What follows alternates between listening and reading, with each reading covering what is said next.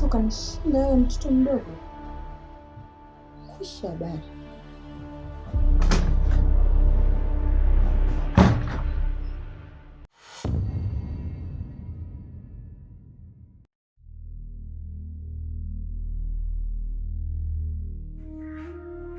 Mama.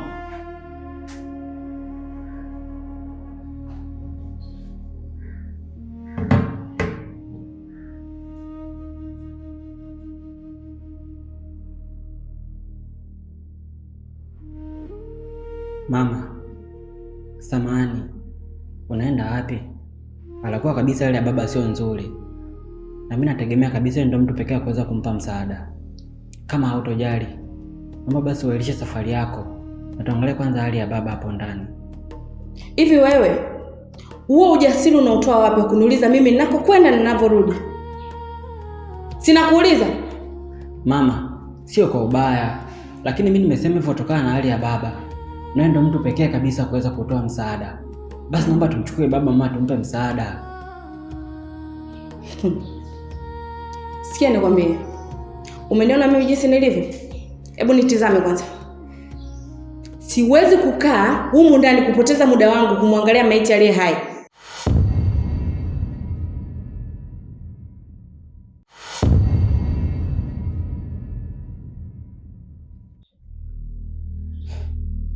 Mama, unawezaje kumdhalilisha baba? Anakuwa bado ni mzima lakini unamuita na maiti aliyekuwa hai. Kwani mbona unashindwa kuwa na huruma na mume wako? Mbona unashindwa kuwa na huruma hata na baba mama? Mimi nikategemea kabisa ndio utakuwa mtu wa kwanza tumchukue na kumpeleka hospitali. Wewe funga mdomo wako. Tena usije ukarudia kuhusiana sijui nampeleke baba hospitali. Hivi tukisema mababa haswa watoke, yule atatoka? Sasa nakwambia hivi, ni kuona unatoa hizo fimbo zako, hizo kongolo zako, eti nampeleka baba hospitali, ndio utanijua mimi nani. Natoka. Nikirudi nakuja na sanda.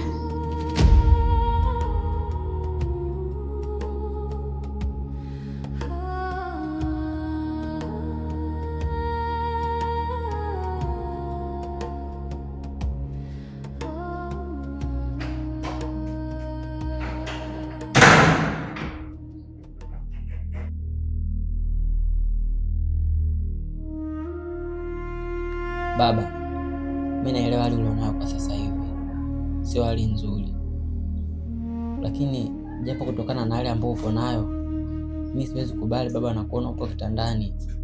Alikuwa anaweza kufanya jambo nikakupeleka hata hospitalini nikakutibia baba, na kila nikijaribu kumhusisha mama katika ugonjwa uliokuwa nao, mama anakuwa mkali na kunipa maneno ya ajabu. Nashindwa hata kuelewa upo umuhimu wa mama. Mama ana faida gani kwa upande wetu baba? Kuna muda anajiuliza maswali mpaka naona naweza nikakukosea. Ni kipi hasa ambacho kilifanya mpaka ukachagua yule mama kumleta hapa ndani? Lakini baba, naona si sahihi, naamua tu kuachana nayo. Ona sasa hali uliokuwa nayo baba, na anashindwa kutoa msaada kabisa kupeleka hospitalini. Wewe unahisi baba mimi nitafanyaje ili niweze kukutibia wewe? Mwanangu, nikwambie tu, haina haja ya kujisumbua wala haina haja ya kuhangaika uniangaikie mimi kunipeleka hospitali. Wewe sasa hivi pambania maisha yako. Kwa jinsi ninavyojiona mimi, sina muda mrefu taiaga dunia. Mimi nitakufa. Kwa hiyo la muhimu, jiangalia sana wewe. Mimi yangu ameshaisha, ameshafika ukingoni. Baba, mimi siwezi kufanya kitu kama hicho. Alikuwa sauti yako bado naweza kuisikia baba, na pumzi yako bado ipo. Mimi lazima nipambane ili nihakikishe naweza kusaidia. Lakini kusema kwamba ukate tamaa, mimi sidhani baba kama kuna haja ukata tamaa. Alikuwa bado Mungu yupo na sisi. Mimi ngoja nipambane baba, naweza kupeleka hospitalini. Na pia nakumbuka kuna yule rafiki yako karibu ambalo linaambia ukipata matatizo basi inabidi nimfuate kwa ajili ya kutoa msaada. Mimi sina budi niweze kumfuata kwa ajili ya kuweza kusaidia wewe baba. Nilishakwambia usihangaike kwa vyovyote swala la hospitali. Ili swala la hospitali achana nalo. Mimi tayari muda wangu umeshafika. Muda wowote naweza nikaiaga dunia. Ila tu nataka nikusie jambo moja. Kuwa na tahadhari sana na mama yako. Mama yako si mtu mzuri. Hakuna msaada wote atakaokupa. Iwapo mimi nitaondoka katika dunia hii, na hisi mtapitia machungu na mtapitia magumu mengi kupitia mama yenu. Kuwa makini naye. Hapana baba, mimi bado sijakubaliana na wewe. Na siwezi kuruhusu utoke kwenye uso wa dunia. Mimi inabidi nifanye jambo baba. Nakuja babangu, naomba nisubiri.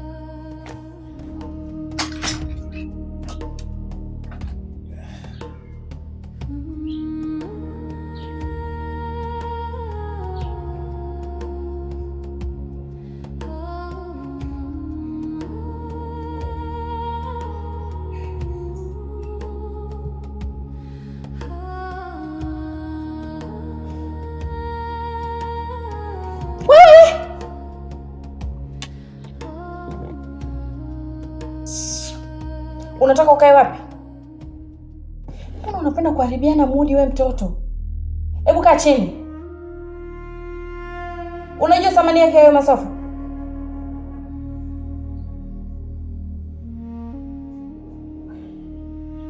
Mama samahani. Hebu toa mkono wako hapo kwanza. Niambie kilichokuleta.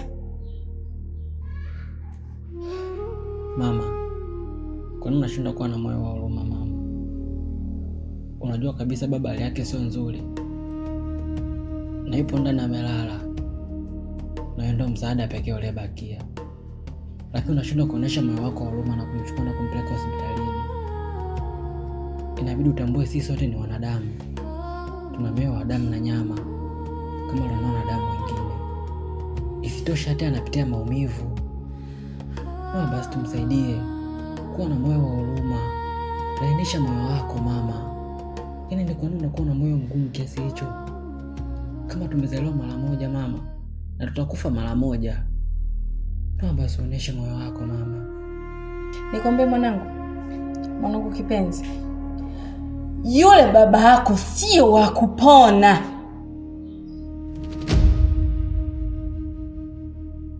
Unanielewa? Unanichosha. Kila siku baba. Unanichosha akili. Tunaishi na mfu humu ndani.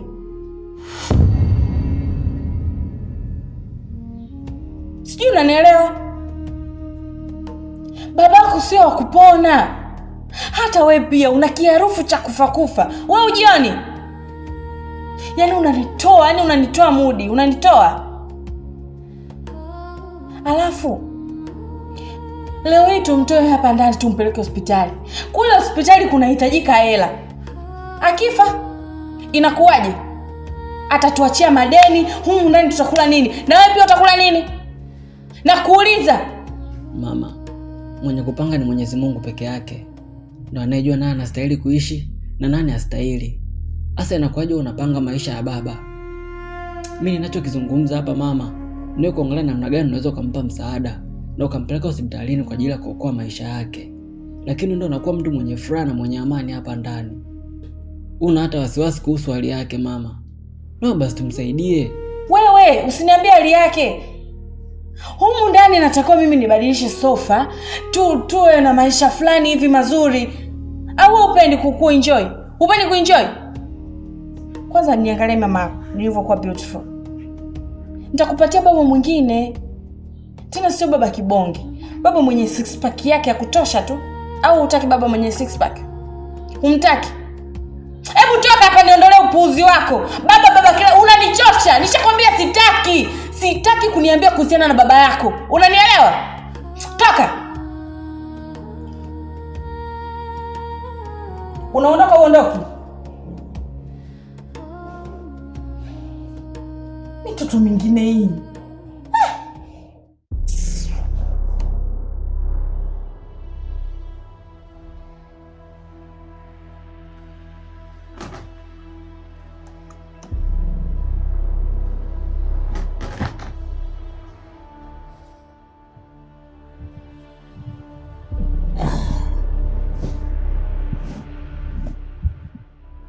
Dada, mume wangu kipenzi,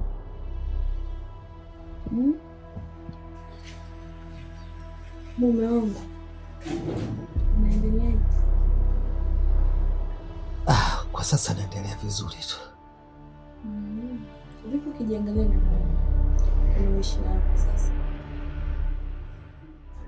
Si jambo kabisa, si jambo.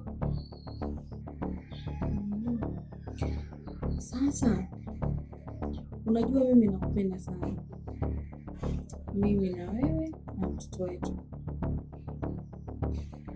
nakupenda mimi, ila sasa unanichosha. Yaani nimechoka.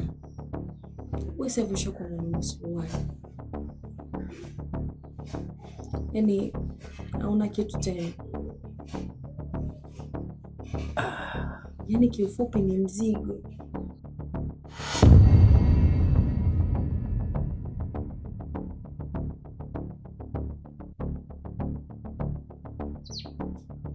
Mbona unaongea maneno mazito kiasi hicho? Hebu kalete maji ya kunywa kwanza ninywe. No. Unataka maji? Kwanza nataka mimi niwe huru na mali zangu zote za humu ndani mpaka za nje, niwe nazimiliki mwenyewe mimi, mali za kwangu mimi. We hauna kitu tena.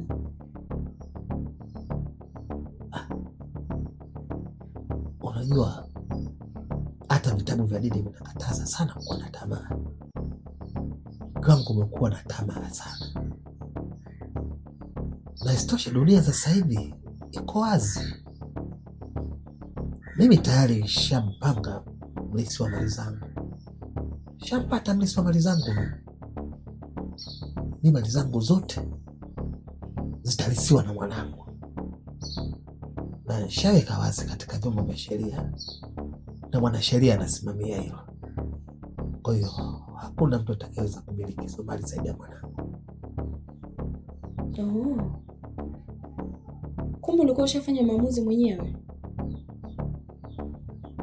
Sawa, usijali, nitataka kukupeleka ukaishi kwa amani huko, ila nakuletea maji.